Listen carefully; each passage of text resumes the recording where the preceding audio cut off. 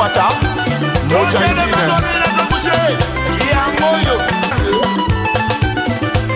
Demukwata Mojahidine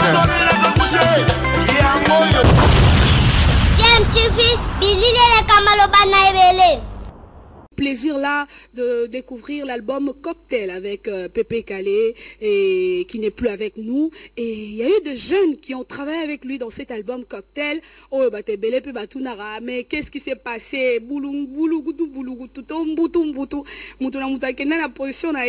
Et non, musique est en makila, musique est en nzoto. Et c'est et surtout, et c'est un moyen en jeu pour bimisa talent, n'est-ce pas? Et voilà, je reçois pour vous, chers téléspectateurs, mon frère JR, au Bokuyebara, Pene Pépé Calé, Ampagna, un album Cocktail, au Ningisara Kinshasa, à la fois, on a souci à reperdre Pépé Calé, mais à la fois, et c'est moi redécouvrir, jeune Oyo. Pépé Calé a bimissé la Kibiso, et Ndekonanga JR, on a zané sur ce plateau, on évolue aujourd'hui seul. Quand évoluer seul, pas facile. Et c'est moi un producteur, moi bah moyen bâtir l'enjeu pour bimisa talent. Maintenant sur la loi de très bon dimanche. Na sepeli oyamba moi kala moi mbote na ba bandeko ba fan na yo ba puis bazota la son doré et au sala bango bien.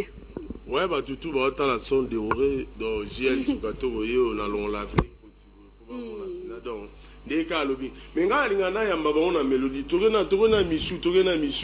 Ozo misabi ça la biso bien. Image à cocktail les hommes là. Ah ouais. Toke misu. Ah oui. Likamwa misu ya motema nanga. Tongo na pokwa barakata boale. Yoko kende okotika kamawa. Mawana kati ya motema oyo. Emesele kobeta pona bolingongo ebeti mangu pona pasima okolelisanga pona nini mishu se amitema tosala kibondeko vraiment nese mona souci tout ça quoi. Vraiment, tu évolues seul maintenant. After Cocktail, il y a eu ce qu'il y a eu. Le départ, il y a eu Nabuso Pépé Calé. Pété la Bissonano, comment ça se passe? Bon, donc, il y a le Bikaraou et les cas, les logiciels Tsukatoko. Naye, na album nanga, yangoyo. D'abord l'amour. Donc, d'abord l'amour, yangoyo. Donc, ce qui est là, c'est non Mariana, et ça pour d'abord l'amour. Dans l'album Salami, donc les 14 septembre, amour, d'abord l'amour est dans le terrain. Mariana batu bazali to kuti bango me ngana yeka na oloba ba poussa na rara ngape na vanda. Donc na olongo. Te na obenga na mutu. O manquer mutu te. Manquer pe mutu te. Ba poussa na ga yo fala. Ba poussa na ngape na vanda. Musique est pour la rater sur les makila. Donc lelo yango moni na ye na terrain. Donc producteur Nangaye Pépé Taz les meilleurs. Aujourd'hui producteur déjà. Oui, il y a ça bien. Moi à London. Monsieur le producteur, bonjour. Hein? Bonjour. Oui, bonjour. Ah, Congo tolé là-bas producteur baza susté. Obimeli biso wapi boye. Nabimi, je dirais peut-être Nanéan ou Nabimi Wapi. Je ne suis pas d'abord pour précision. Nazali producteur mogo professionnel mais JL c'est un cas un peu différent, c'est-à-dire que je fais autre chose et JL Narobenga Laza premier produit Yaona Salaka, c'est-à-dire Nazali président il y a fondation Pépé Taz pour le développement et la fondation Nanga parmi les objectifs les allés payer encadrement ba jeunes et quoi encadrer ba jeunes pour Nanga na idéologie ya fondation Nanga et ça koluka ba jeunes na ba différents domaines na bango c'est-à-dire on identifier ba qualité ya ba jeunes wana et puis encadrer bango na musala o bango balingi alors JL na monaki ki azala ba talent moko artistique grandiose yango esengaki ko na lobaki bon avec le peu que j'aurai malgré mon makamboza et na fondation je vais l'aider quand même nabimisa maxi single naye et nalanda ki banzembo naye na moni que ça éduque yango na baki na kotia moi ba moyen en jeu comme ça to bimisa ye Ah, bravo, on applaudit, ça c'est bien. La Sepeli, personnellement, la Sepeli, et JR, ça va bien, producteur de Jean Balamour, donc...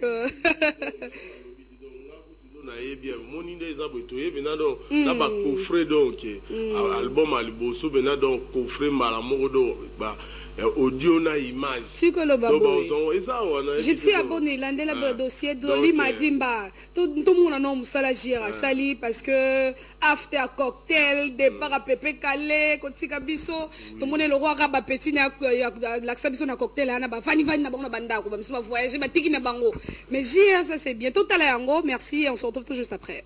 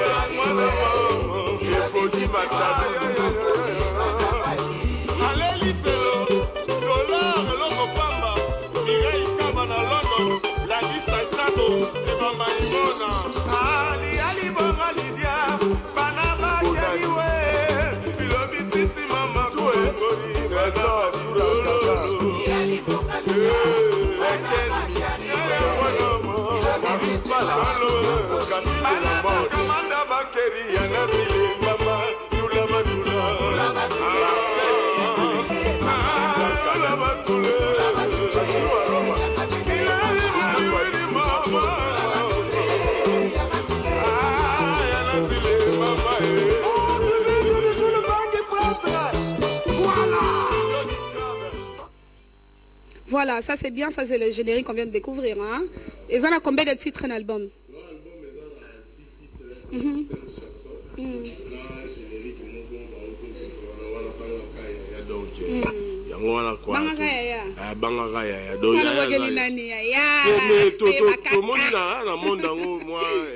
moi manque à respect comme trop donc waza ya faut banga ndeti ngai do na banga vient na Koffi Olomide mon la petit mo boyega à part hier ba fi ba belé talanga na une émission na ngai do na rotanga na otanga oyo poni y a pas de souci voilà général des FAO ba vieux wana quoi d'accord ça c'est bien. Qu'est-ce qu'on doit retenir JR? Olingi bat un album ondé ni ba ko retrouver en wapi et puis voilà après silence to découvrir donc ozong seption à la fois na sengo wana ro ka susu ba melopé moi qui Pepe Calais na kati na sentir ngo na mongongo mais olingi ndenge ni yo sola na peuple congolais disons ba téléspectateurs na mais on na lingi boye dans les 14 oyo ils a sorti et puis nazo yebisa bato bako distribuer album oyo donc so bazana besoin bazwa contact na biso bako benga na 081 660 26 18 et puis moi conférence après c'est aux 081 660 26 18 on a déjà bako benga bazwa biso poto yeba nento sala mais et koleka nango bien donc ba programme nyonso la to sala conférence à presse donc boye bagande on panza sango et puis et ozala na en tout cas la ville est partout na ba station na ba place ka ba teka ba disque et ozala wana donc ezala nango na primo pe normal donc ba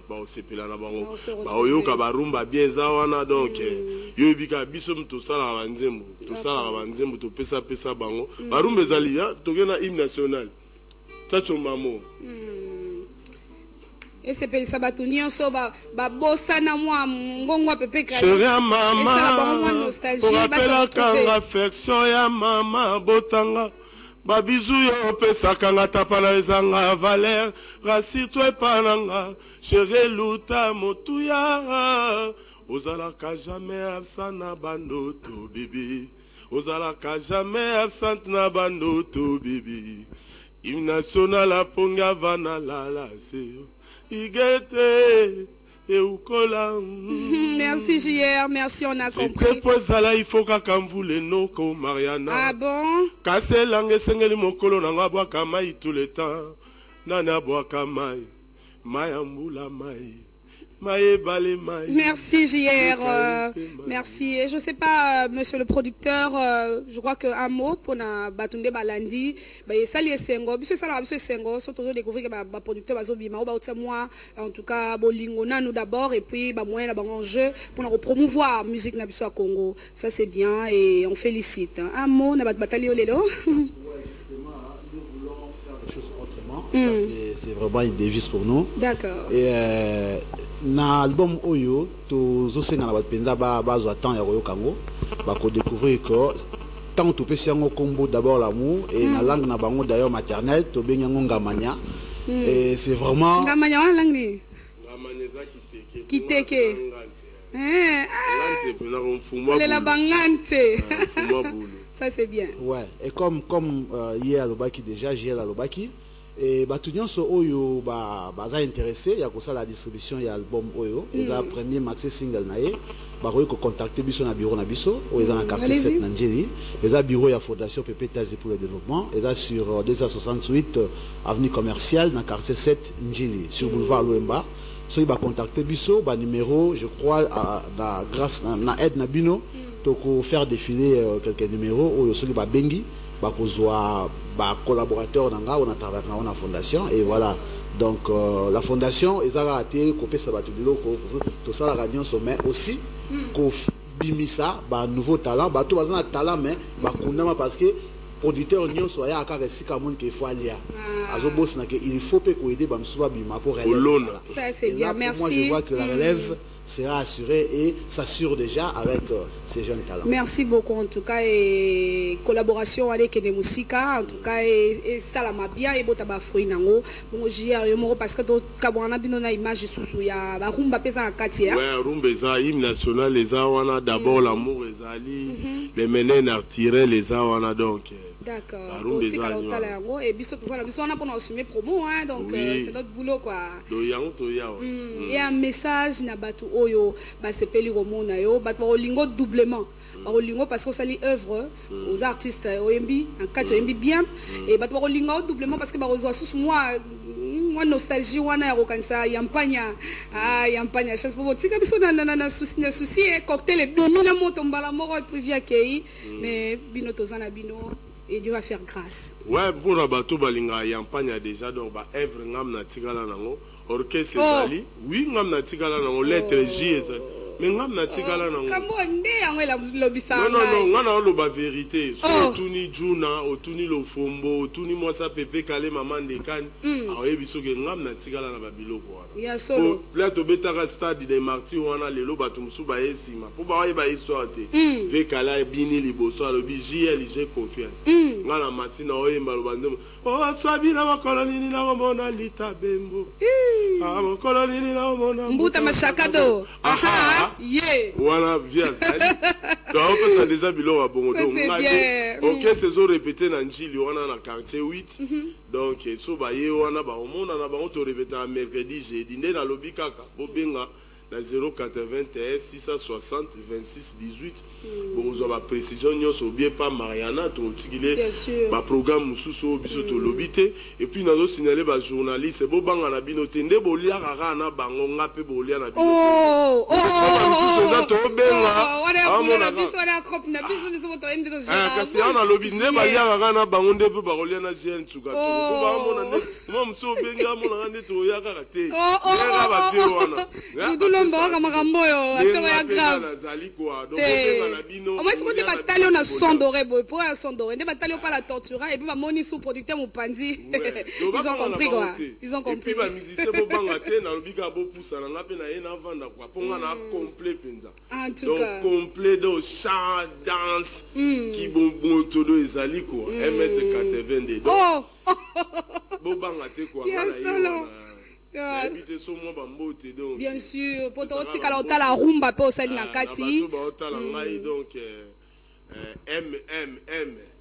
Marlène qui dit dis donc merveille qui dit donc Zotala et puis Laetitia Mukoka Dani Nzola Meso donc bambote no yango wana et puis Merci JR. Yes, ça c'est bien JR. Et de temps en temps, quand il y a des news, on est là pour soutenir. On est là vraiment pour ça. Voilà, donc on est là pour la promo. Merci à toi JR d'être passé. Total Arumba Oyo Sali. Et le reste, on pourra le découvrir de temps en temps dans nos différentes émissions. On va parler.